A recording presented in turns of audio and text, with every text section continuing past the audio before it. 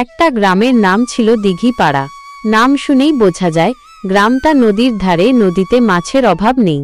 কালু প্রতিদিন সকালে উঠে নদীতে যেত, জাল ফেলত, মাছ ধরত, তারপর বাজারে গিয়ে মাছ বিক্রি করত। কালুর বাড়িতে তার বুড়ি মা থাকত আর একটা ছোট ভাই, নাম লালু। লালু ছিল খুব সরল, কালুর মতো চালাক নয়।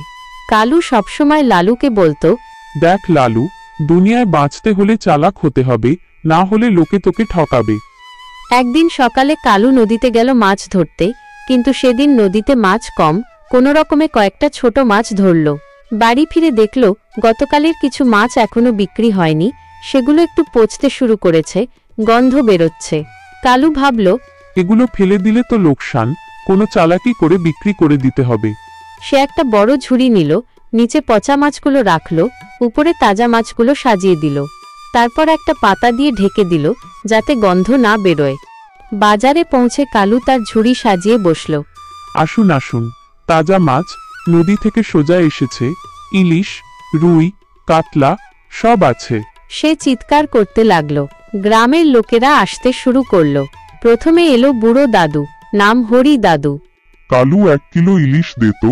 কালু উপরে তাজা ইলিশ দিল, কিন্তু নিচ থেকে একটা পচা মিশিয়ে দিল। হরি দাদু গন্ধ পেল না, কারণ কালু তাড়াতাড়ি প্যাক করে দিল। ধন্যবাদ দাদু বলে কালু টাকা নিল। পরের কাস্টমার ছিল মিনু দিদি, গ্রামের স্কুলের টিচার।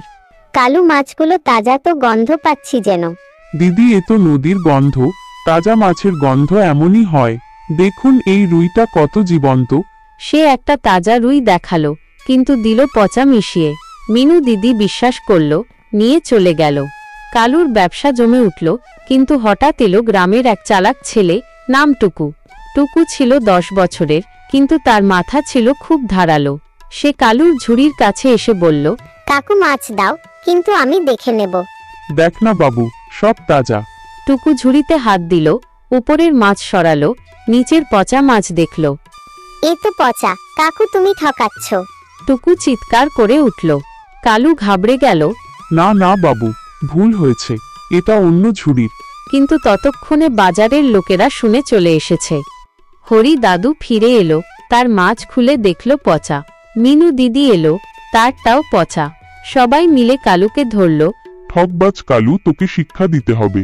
তারা কালুকে নিয়ে গেল গ্রামের পঞ্চায়েতের কাছে। পঞ্চায়েতের প্রধান ছিলেন রামচন্দ্র বাবু, খুব ন্যায়বান লোক। কালু, তুমি কেন এমন করলে? লোভে পড়ে মানুষকে ঠকানো ঠিক না। কালু কাঁদতে শুরু করল। বাবু, আমি ভুল করেছি, আমার মা অসুস্থ, টাকার দরকার ছিল। ঠিক আছে, শাস্তি হিসেবে তুমি আজ থেকে 3 দিন গ্রামের সবাইকে বিনামূল্যে তাজা মাছ দিবে, আর কোনোদিন চালাকি করবে না। কালু রাজি হলো, কিন্তু কালুর চালাকি এত সহজে যায় না। পরের দিন কালু আবার নদীতে গেল, এবার অনেক মাছ ধরল।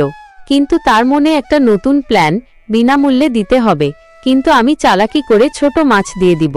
সে ছোট মাছ ধরে ঝুড়ি ভরল। কিন্তু নদীতে হঠাৎ একটা বড় মাছ ধরা পড়ল। মাছটা ছিল সোনালি, চকচক করছে। কালু ভাবল, এটা বিক্রি করলে অনেক টাকা পাবো। কিন্তু মাছটা হঠাৎ কথা বলে উঠল। কালু, আমাকে ছেড়ে দাও, আমি একটা রাজকন্যা, এক অভিশাপে মাছ হয়েছি, তোমার 3টা ইচ্ছে পূরণ করব। সত্যি? হ্যাঁ, কিন্তু তুমি যদি লোভী হও তাহলে অভিশাপ পাবে। কালু লোভে পড়ল।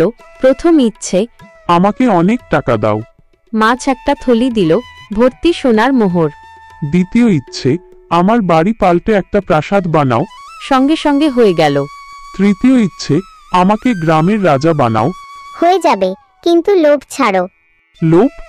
আমি তো চালাক। কিন্তু পরের দিন কালু ঘুম থেকে উঠে দেখল সে নিজে একটা মাছ হয়ে গেছে। তার প্রাসাদে সে জলের ট্যাঙ্কে ভাসছে। এটা কি? সে চিৎকার করল। মাছ রাজকন্যা এসে বলল, তোমার লোভের শাস্তি, এখন তুমি মাছ হয়ে থাকবে, যতক্ষণ না তুমি সত্যি সত্যি শিখবে। কালু কাঁদল। সে মাছের রূপে গ্রামে গেল। লোকেরা তাকে দেখে অবাক। লালু তার ভাই, তাকে চিনল। দাদা তুমি? লালু, আমাকে বাঁচা, আমি ভুল করেছি। লালু পঞ্চায়েতকে বলল। সবাই মিলে মাছ রাজকন্যাকে খুঁজল। অবশেষে রাজকন্যা এলো। কালু, তুমি যদি সত্যি অনুতপ্ত, তাহলে 3 দিন গ্রামের সবাইকে সাহায্য করো, লোভ ছাড়ো। কালু রাজি হল। 3 দিন পর সে আবার মানুষ হলো।